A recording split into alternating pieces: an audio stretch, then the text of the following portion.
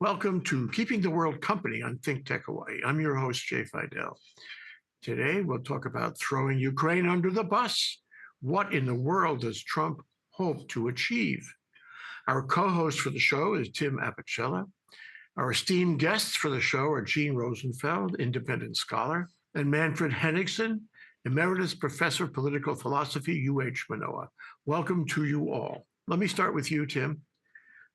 Trump's foreign policy seems completely rudderless, and it's an ongoing insult to our longstanding allies and to anyone who cares about foreign policy. We need to watch him carefully because his efforts at direct negotiations may very well blow up in his face and in the faces of all the other nations involved. So, Tim, let me start by asking you, we got these peace talks going.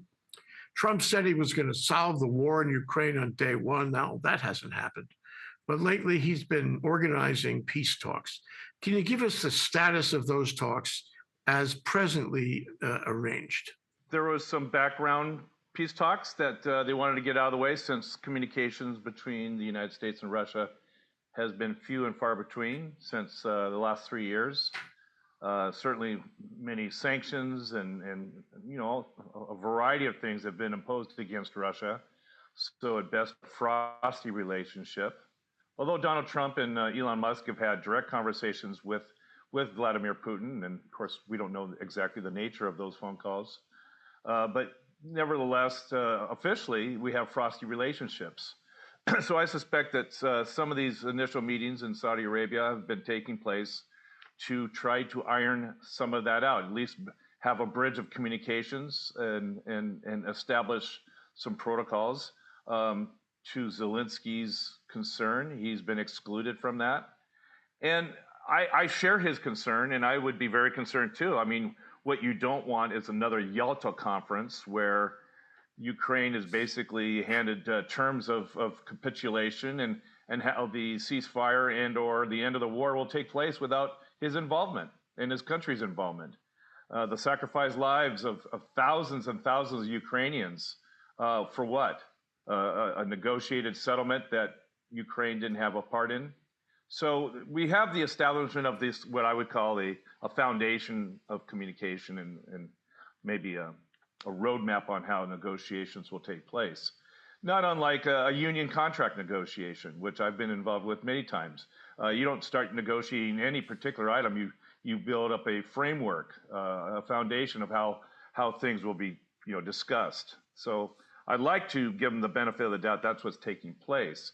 But to Donald Trump's good old-fashioned throwing gasoline on a process, he basically went on TV and said that Zelensky had 3 years to settle the matter of this war and that he is the start of the war. Well, that's completely inflammatory. Seems to me that there was a Russian invasion that took place, and I'm not sure exactly how Zelensky welcomed that.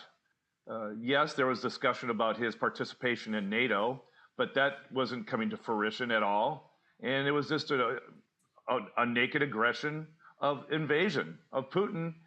We called it Putin's war to begin with, rather than the Ukraine war. And that's what it is. It's Putin's war. And Zelensky, being a human being, being the leader of his country, said that the talking points that Donald Trump is putting out there in the media is he's in Putin's bubble, information bubble. And of course, that's a tit for tat. Now here comes another response from Donald Trump that Zelensky is a dictator, particularly because, without holding elections, I think he said pretty much that he better move fast or he won't have a country left. So what I see Donald Trump doing is reversing policy of trying to be involved with Europe and keep conflicts at minimum or at bay as best possible since 1945. And Donald Trump is giving Putin exactly what he wants, and that is the potential dissolution of NATO, conflicts of the United States versus the European countries. And there's even discussion about European countries coming up with a private force, a military force, aside of NATO. So we have fragmentation, and that's exactly what Vladimir Putin would lick his chops over and certainly love it. So in a very short period of time, we are now on a road of dismantling 80 years of, one, the United States involvement in Europe, some of our leadership involved in Europe, and giving Europe the opportunity or the possibility that they may go it alone without the United States. That's a reversal of 80 years of policy, foreign policy. Let me track on one thing you said in your reference to Yalta and having some parties appear at a conference and cut up territory that belongs or used to belong to others. To me, I put myself in Zelensky's shoes. If these guys sit around and they say, well, this 20% goes to Russia, and here's the rest of the terms, and we can talk about the rest of the terms. This is what we agreed. We met in Saudi Arabia. We decided. We had the Saudis there. They're really helpful, aren't they? Me and Putin, we decided this would happen. This creates a big problem for Zelensky, doesn't it? What's he going to do? Say, I wasn't there, but I don't agree. Let's assume he says that. How does he enforce, his position here? How does he express his lack of agreement, his unwillingness to agree to what somebody so obnoxiously agreed on his behalf? Or is he powerless? I would say that he cannot depend on the United States much further to further his need to keep his country independent. I think he's going to rely on Europe much, much more. Again, forcing Europe to make a decision about to what degree they lock arms with the United States to resolve this problem. If Europe now starts to congeal, if you will, and start taking on the plight of Ukraine on their own, that may look quite different. But that's one of the avenues for Zelensky, is to motivate Europe to act on his behalf and be Ukraine's champion and tell the rest of the world that we'll go it along without the United States. Poor Zelensky. He has become a huge victim, a victim of Biden's soft shoe, and now such a victim of Trump's malevolence. So Gene, let me ask you, it's a short question. Why is Trump doing this to Zelensky? He doesn't have a comprehensive foreign policy of his own. What he has is a plan to withdraw the United States from global affairs and to basically create a situation in which Putin can come to the fore and dominate Europe. Trump has repeatedly referred to the ocean between Europe and the United States as if this were some kind of barrier. He wants the freedom to dominate the Western Hemisphere, to counteract the entrepreneurship and competitiveness of China and its aggressiveness in the Pacific.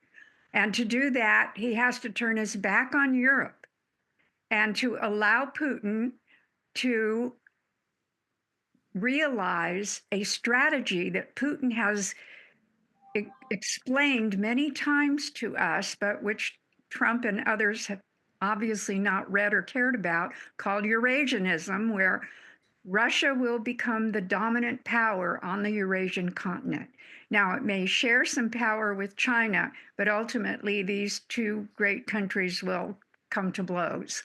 And for right now, he just wants the United States to withdraw from its leadership role in the world. And Trump is making that possible because it seems to me that Trump is not a strategic thinker. He cannot really plan anything geopolitically, but he wants to make deals with any country he can to amass money and to use that money to satisfy his followers and to increase his own power in the world so that he becomes one of the great hegemons along with Putin. One other question is, why did Trump select these players or agree with Putin to select these players? Why in Saudi Arabia? Why are the Saudis at the table? They're not involved in this conflict at all. And why exclude Europe? Why exclude Zelensky? This is a strange configuration here. And will it work to have a configuration where only these two parties are involved, with the Saudis sitting at the table and not Zelensky and not Europe? What's his reasoning for that? He was on the cusp of making a deal with Saudi Arabia before Hamas attacked Israel. And now they're returning to the so called Abraham Accords, which is really an Arab peace plan that's been in play since 2005. The Sunni Arab states have been trying to consolidate peace and prosperity under the umbrella of American defense. So Saudi Arabia has, and its leader, Mohammed bin Salman, its young leader, have designs on dominating the Middle East, bringing peace and prosperity under a somewhat autocratic leadership there. And Trump is more interested in that as a playing field. Maybe he sees more dollar signs there ultimately than he is Europe, where he just sees American money going to defend against a dictator, Putin, who Trump doesn't really see as a threat or an enemy. So he's defined who our friends and enemies are. And he seems to be making friends with autocrats like himself who are using a philosophy of neo-fascism to dominate formerly democratic, or hopefully for them, democratic states, such as Germany and Ukraine and France, all of whom are facing elections and whom Trump has sent his minions to try and convince the people in Europe and Ukraine to support the ultra-right and to defeat the governments that are in place right now. And that plays right into Putin's entire philosophy as well. Manfred, both Gene and Tim have referred to the fact that Zelensky would like Israel to that Zelensky would like Europe to back him up and to help him in the absence of any help from the United States. And so the question I put to you is Europe going to do that, or is Europe getting fragmented? And I would ask you also, why is Trump and Musk and the Secretary of State, Marco Rubio, out there fomenting unrest in Europe, making comments about Europe, attending AFD meetings, but not talking to the legitimate government of Germany? Why are they doing this? And is Europe going to be able to get it together and help Zelensky? One thing I think we should do, we should all read Robert Harris's Munich novel or book. What you have there is, in a way, the scenario that you could see as a pattern in these negotiations also. Donald Trump has become Chamberlain. And I think it was lovely, to see a cartoon in the local newspaper a few days ago where you had that affirmed. Now, I think what Trump is trying to do to Zelensky and to Europe will not work, because I think Zelensky is in a much stronger position than he or others think he is in. I do not think he recognizes defeat. When you read Timothy Snyder's recent article that he wrote while he was on a train in the Ukraine, I think he gets it right. He realizes this unbelievable commitment of Ukrainians, to fight Putin.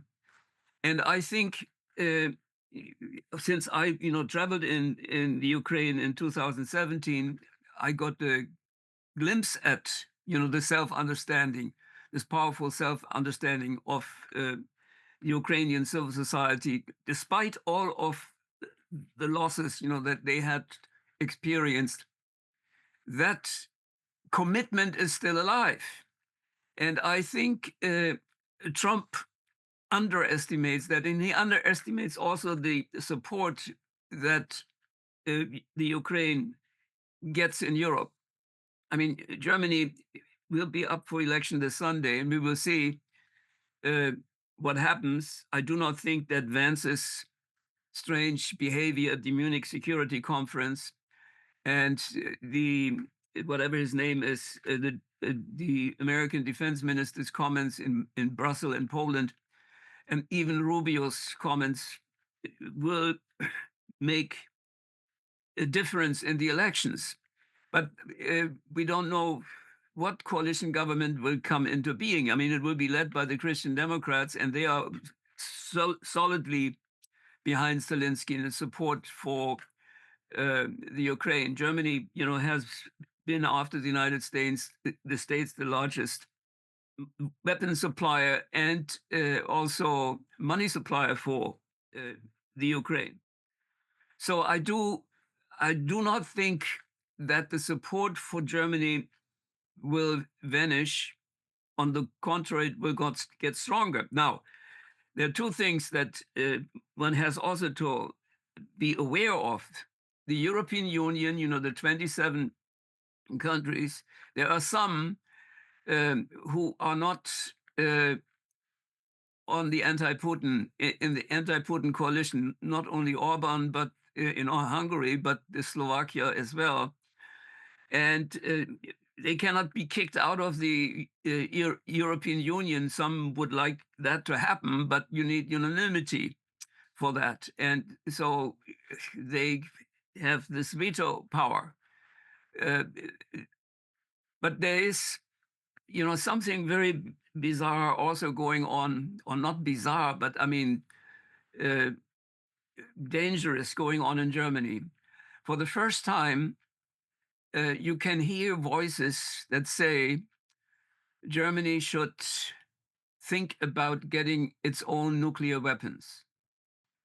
Now, when that becomes an issue, you will have a lot of opposition in Germany itself.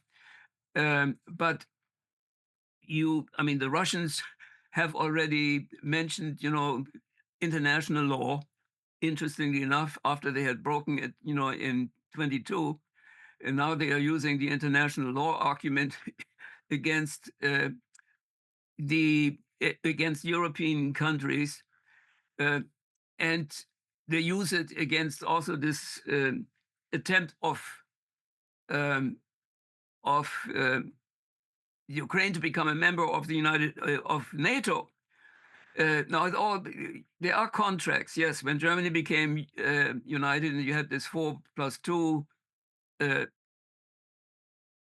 contract in 1991. One of the things that was clear, even though the membership of East Germany as part of the United Germany in NATO was cleared, but one other passage in that agreement was that no foreign NATO troops can be stationed in Germany. Now, and the Russians, Lavrov just made that comment, in Riyadh at that conference that you mentioned, that you were talking about. But I mean, the absurdity of the Russian arguments, using international law and international contracts after having broken them again and again, I don't know how much that will impress Europe. Let me ask you this. I mentioned before, this is Zelensky trying to get Europe to support him. If Europe supports him, he has a chance of saying no to a settlement that Putin and Trump agreed to. He can say, Yes. Thank you very much, but we're not doing that. We're going to be on the battlefield. We're going to continue this war. And if you want to have settlement negotiations, give us a call. And he can only do that if Europe supports him. But Europe seems to be fragmented. The issue about nuclear for Germany, this is a strange issue. Why would France and Britain oppose nuclear for Germany when they have nuclear? They're both nuclear powers. Yes. Why say no to Germany? Germany is the most powerful, the most economically advanced country in Europe.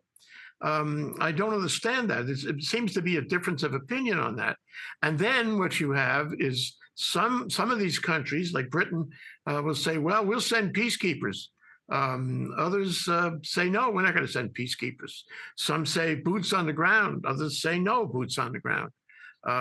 It's not clear to me whether they ever reached an agreement. Now, it was a couple of days ago where they met in Paris. The Western powers excluding the United States in order to achieve some agreement for self-defense. And this is, or the defense of Ukraine, if you will. This is not NATO now. This is the EU. And I wonder what you think about that meeting and whether it got anywhere, because, you know, time is of the essence. The meeting in Paris was organized by Macron. Macron has for a long time insisted on having a military part added to the European Union. And you know what is happening now simply gives support to his reasons. Now, look, Britain is not any longer a member of the EU, but through Trump's behavior, it has become closer again to Europe and the European Union as well. Now, both countries, France and Great Britain, will not tolerate Germany getting nuclear weapons. And Germany, I think, at its core, doesn't want to get them either. But I think you will get some closer nuclear relationships between Britain and Germany especially, but maybe between France and Germany also. So in that sense, the American umbrella, that the nuclear umbrella that Germany had for a long time, will become replaced by a French and British umbrella. I might add that there are nuclear weapons in Germany right now, but they're held by the Americans. And to the extent the Americans are being so difficult Right. and unwilling to support Germany or Ukraine, those weapons are probably going to leave Germany. And so although Germany could inherit them because they're there on German soil, they're probably not going to be given to the Germans. Let me go for a minute. Let me go for a minute to Tim about you know, what is happening here. Now, obviously, and we've been talking about this plenty. Trump and his friends are dismantling the American government, federal government in the United States. It's quite extraordinary that he has time to engage in this settlement negotiation in Riyadh. But what's the connection, Tim? What is going on? Why is he doing both of these things at the same time? And how does one affect the other? Does this make him more popular at home or less popular? Does what is happening at home with people protesting his efforts to fire hundreds of thousands of federal employees, how does that affect what he's doing in Riyadh? Can you make a connection here? There must be a reason. I'm reminded of his early days as President of the United States, 2016. And once again, Donald Trump's psychological makeup comes to play here. The phrase, "only I can fix it," is something that Donald Trump truly believes as a severe narcissist. He truly believes that he and only he can fix these problems in the world, that he's the ultimate deal maker.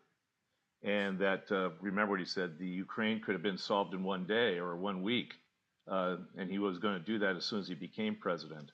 So he's extending himself like he always does, like a whirlwind. And whether it's effective or not is anyone's, well, it's obvious it wasn't effective in the first term, and it's no more effective now. He's the agent of chaos. If you're in the desert, it's called a dust devil, and he just spins around and really fixes nothing. But he creates enough chaos that you now have to repair that which was not necessarily broken in the first place. So he is the agent of change, not necessarily good change. And what's in it for him is my legacy. I'm sorry, it all comes down to a lot of psychological check marks that he's looking for before he leaves this planet. And whether he's compared to Napoleon or Andrew Jackson or whoever, that's what he wants to leave his legacy. And the more I can get involved with historic making campaigns and solutions, the better. And I don't think we look enough at Donald Trump's desire to be known and be remembered as to what his motivations are in this world, and certainly how he affects government, not only in the United States, but in Europe and in the Middle East. Well, he sure likes to do change-ups. He likes to break things. He likes to surprise people. He likes to distract people. Now, one of the elements of the discussion in Riyadh is the problem about rebuilding Ukraine, because it's been largely destroyed. And I don't have to remind you that so has Gaza been largely destroyed. And it costs plenty of money to fix that. So here he is undertaking, or at least discussing, two rebuilding efforts, one in Ukraine and one in Gaza. How is that going to happen? And I think at the same time, he doesn't want to spend the money for either. How is that going to happen? Is it just going to be two demolished areas? Is it going to be investment that we don't know where it's coming from, that will invest and rebuild both places? I mean, this is awful when you see these two areas and you don't have an answer for how they're going to get to be rebuilt. Your thoughts? My thoughts are, I go back in history and think about Dick Cheney and his Halliburton company. Contractors that are more happy and desirous to get into these areas and start building. The money will come. It'll be coming in the form of government, not Marshall plans per se, but you'll see everyone chip in order to normalize a hotbed that's been in place for in the Middle East for thousands of years. But you'll have people chip in, countries chip in. And who will be the beneficiary of everyone chipping in? Private entities. Maybe some will have Donald Trump's name on it or his family's name on it to make sure it's not so obvious that he's also going to profit from this. But it's the Halliburton approach on repair. He said, the Gaza Strip may have some hotels. And he even said, who knows, maybe there'll be a Trump name in there somewhere. This is a developer's wet dream come true. And why not make those commitments and basically promise the world that I'm going to dislocate millions of Palestinians so that my development dream come true will take place. Who wants those people on the beaches of Gaza? Get rid of them. Let's put in those hotels. So it's the classic businessman developer not knowing or understanding the role of government and how you go about these things. But that's why he was elected, because we need a businessman to run the country. Well, sometimes government was never meant to be run like a business. And certainly when it comes to diplomacy, a businessman's short-term approach is what's needed. You need a long-term approach by seasoned and well-trained diplomats. And that process isn't taking place now. I don't have to tell you what I would do if I were a businessman or an investor and the Trump organization came to me and tried to get me involved in rebuilding either Ukraine or Gaza. I don't have to tell you what I would do. But Gene, let me go to you. One of the elements here is getting rid of Zelensky. That's the rhetoric lately. Trump and Vance and Hegseth, they all want to get rid of Zelensky. They want to have an election because there hasn't been an election in the war. And they don't think that Zelensky will win because he's a dictator and he's truly unpopular. Now, Timothy Snyder, understandably, disagrees with all of that.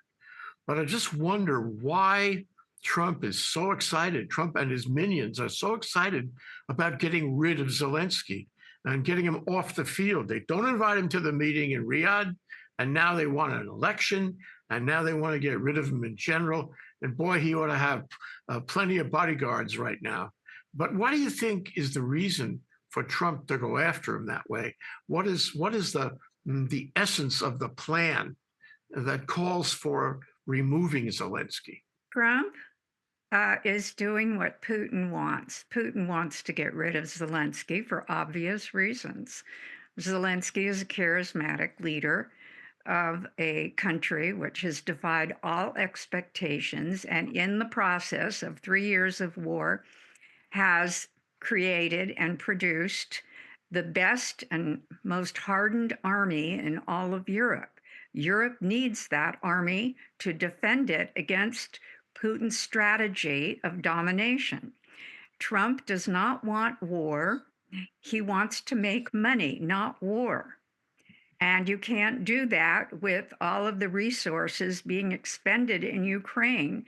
Particularly, he can withdraw our resources, but he wants Europe to withdraw its resources to give Ukraine to Putin, who knows exactly how to take it over, because the model for that was the takeover of Lithuania in 1940, its absorption into the then Soviet Union for 50 years until it achieved its independence once again under the umbrella of American leadership in the world. Getting rid of that umbrella is the most important thing for Putin, because he also needs sanctions lifted. And Trump is allowing Putin to dominate his sphere of influence while Trump is redefining our sphere of influence. I spoke to a Russian asylum recipient, a young man from Russia, recently. He told me that Putin is now weakened. Russia is depleting its resources to build its defenses. Up to 30% of its economy, its resources, are going into building weapons. And Putin doesn't want that either. He wants to reduce that amount. If he has a non-defiant America, and he can make friends or frenemies, at least, with the American president, he doesn't have to spend that much on defense. Secondly, our sanctions are causing inflation in Russia, and the people are dissatisfied. They don't want the war. They don't like Putin.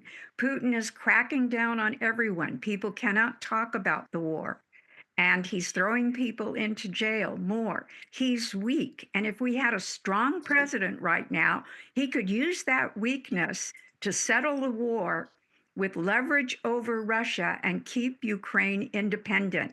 But instead of that, what you will see is what Russians call neutrality.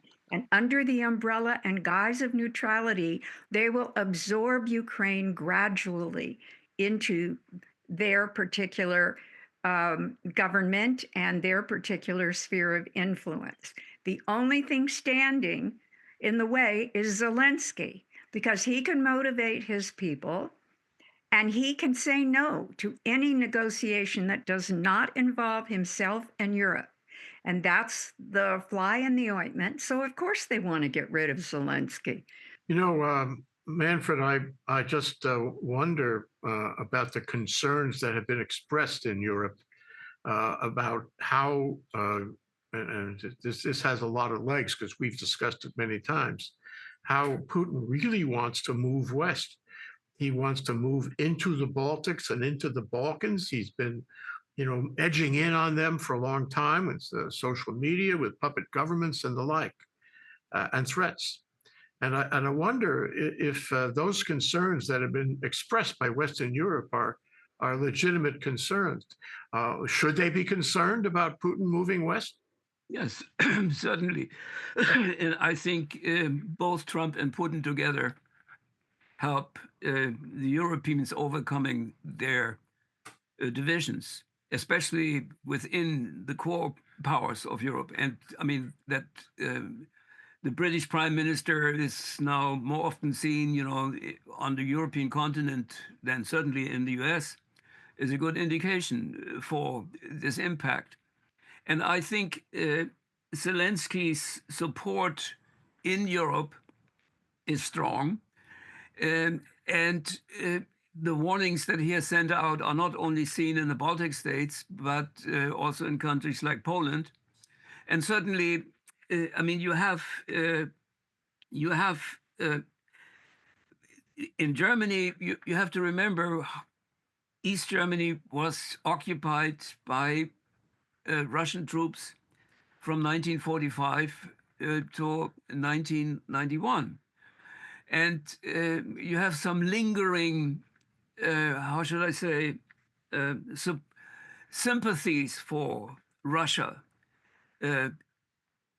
in that part of Germany, but mostly in that part of Germany. You have some fear of Russia's power as a result, of the experiences millions of refugees made from 44 to 45. But I think the behavior of Trump is simply supporting the resilience, not only of Zelensky and the Ukraine, but also of the European power. I think Macron and whoever, well, Friedrich Merz will become the next chancellor in Germany with whoever he forms a coalition.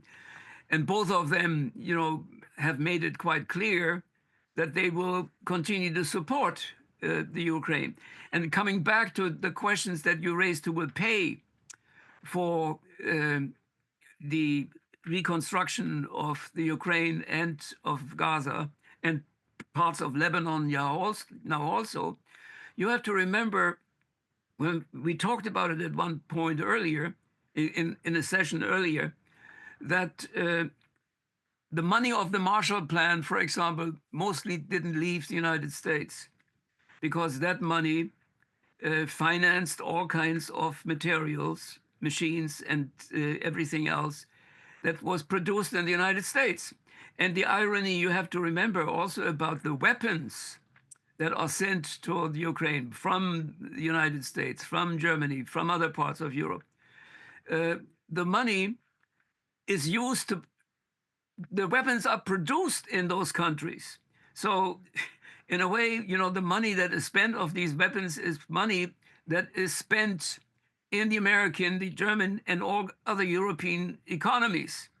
They don't send the money to the Ukraine. They send weapons. They send also money. But I mean, this argument, about the weapons being waste of money. Well, the money is wasted in the countries where these weapons are produced. There are things, Manfred, there are things that that continue after the U.S. terminates USAID, after it shoves off from NATO and the EU, and I think this is going to happen, and for that matter, the United Nations. But there are dependencies that linger afterward. And what I worry about is that Zelensky may be able to persuade some of these Western European countries to help him, and that would tip the scales in dealing with whatever settlement Putin and Trump come up with.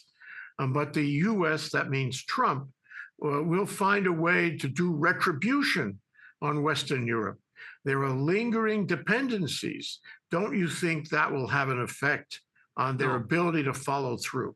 No, I don't think so. I mean, the Europeans know now who Trump is. I mean, they knew it from the first term, but I do not think they are impressed by his bombastic bullying of not only his own citizens, but the rest on Europe and the rest of the world. It doesn't impress them. What impresses them or depresses them is that the opposition party, the Democrats, have not come up so far with a counter strategy. The silence, I mean, is sometimes broken through, but nevertheless, the silence is still enormous. That sounds like the US, doesn't it? Yes. Well, let me go to final comments because we're running out of time. Let's start with you, Tim. Interested in the connection between what is happening in Europe, what is happening in the Middle East, and what is happening on all of these incredible domestic issues, this flood of surprises and strange maneuvers, both in the federal government, dismantling the federal government, in the courts, and somehow communicating with the base to maintain support for what he's doing. What are your thoughts about this? Where does this fit in the mind of the voter who voted for, the platform he expressed in his campaign? Well, let me address one part first, and that is, what are the common connections that we see here, be it in the Middle East, be it with Zelensky, be it with other campaigns that Donald Trump's been involved with. And that is, the common connection is the loss of reputation that the United States can be trusted as a stalwart ally. We've turned our backs on the Kurds in Syria. We left them for slaughter for the Turks to take care of them. Those Afghanis that helped the United States troops with either translation services or information intel, we left them behind, and they're up to the Taliban to take care of them one way or the other. They're all in hiding. We canceled flights for them to come to the United States just recently, even though all the paperwork was cleared. We now have a president calling Zelensky the one who started the war. We now have a president calling Zelensky a dictator, yet a sorry dark stain on our reputation as I said, a trusted ally. And what he's doing is he's convincing those that voted for Donald Trump that somehow that's okay, that he's giving them permission to stab other nations, other peoples in the back, and show no remorse. In fact, celebrate it. That is some path to victory that the United States is on to solve all the world's crises. And the way to do that is stab your allies in the back. I find it disgusting. And what I've seen in the last couple of days is beyond disgusting. And I'll leave it at that. Gene, I have a two-part suggestion for you in your final comments. One is, does all of this help Trump move to fascism? Is this part of a larger plan that somehow allows him to become more fascistic? And the second part of my question is, it seems to be a great opportunity for China, but we're not hearing anything from China. Why don't we hear from China? Those are my suggestions for your final comments. Trump is a fascist. It's not just I who is saying that, but the great scholar of fascism in the United States, who's 91 or 92 years old, Robert O. Paxton, who wrote the classic book, The Anatomy of Fascism, has come out just recently saying, yes, it's fascism. MAGA is fascism, number one. There are many fascisms in the world. They all don't have to conform to look like the symbols and signs of Nazi Germany. But Trump is doing something that Nazi Germany did do after Hitler was made chancellor. Now that Trump is president, we do have a fascist regime in place. That's number one. So what he's doing by sending Musk to take out the civil service and to eliminate agencies and to put dreadful cabinet heads in place who will do his bidding is exactly what Hitler did when he took over. He created what Paxton called a prerogative government. The part of the government that controlled the people, the freedom of the people, was set up by Hitler as a parallel government to the bureaucratic government. Hitler left the bureaucratic government pretty much in place to make things happen. Trump hasn't been so smart. He's trying to take apart the bureaucratic government, and he's going to be creating chaos for all of us. But he is laying the groundwork for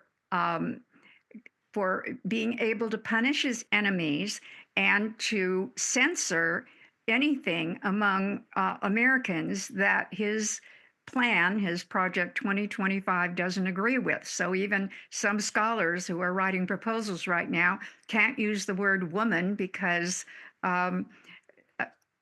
the idea of woman is controversial these days in many different ways, not only gender identity, but abortion and all of that, and trad wives. And so you can't use the word woman. This is the degree to which he has gone to. Now, with respect to Xi, that's an entirely different subject. Xi Jinping is, I'm sure, laughing in his beer right now, if he drinks beer, just watching what's happening with Trump and Putin. He has an alliance with Putin because Russia is potentially a threat to China. And China likes the resources in Siberia, which he's been aggrandizing. But Russia has the greatest defense establishment. China is racing to catch up. And what Trump has among fellow Republicans, those who are still part of the Republican Party that has been MAGA-ized, is a hatred of China. Now, China is an economic rival of the United States, and Trump senses that. He's very sensitive to economic rivalry.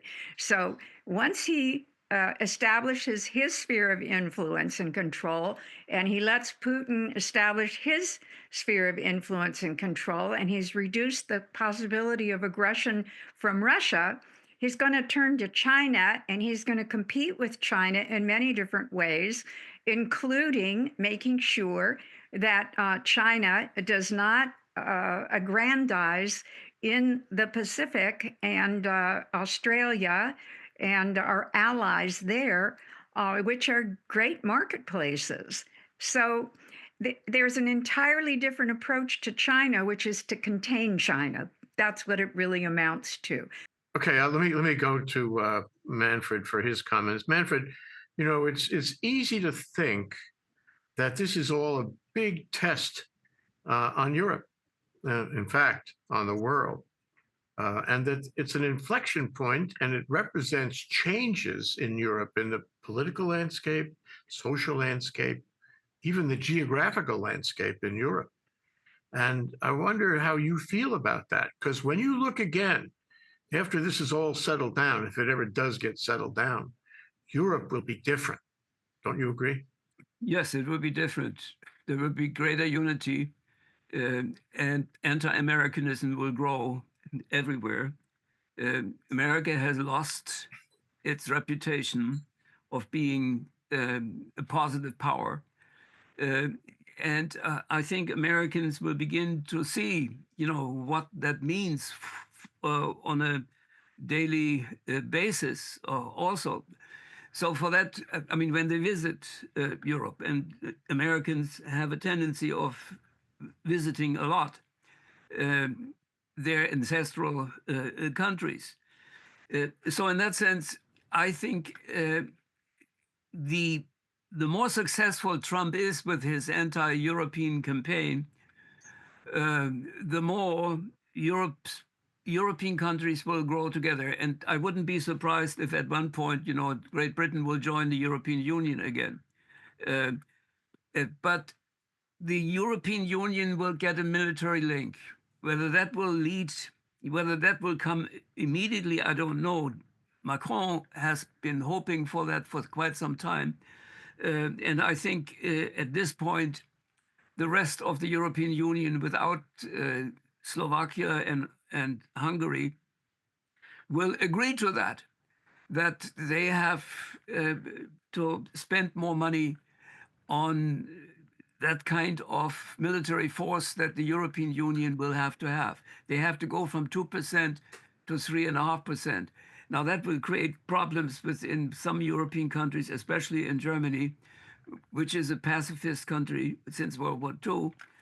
But I think they will understand that. And I am really interested in seeing the results of the election in Germany this Sunday. And we can talk about it next Sunday. Yeah, let's do that. Let's plan to talk about that. It's going to be very important, and it's going to be directly related to this inflection point that I mentioned. Thank you so much. We're out of time. Thank you to Tim Apicella, co-host, and Gene Rosenfeld and Manfred Henningsen, our esteemed guests. I'm your host, Jay Fidell. Thanks to our viewers for watching. We'll see you next time soon. Aloha.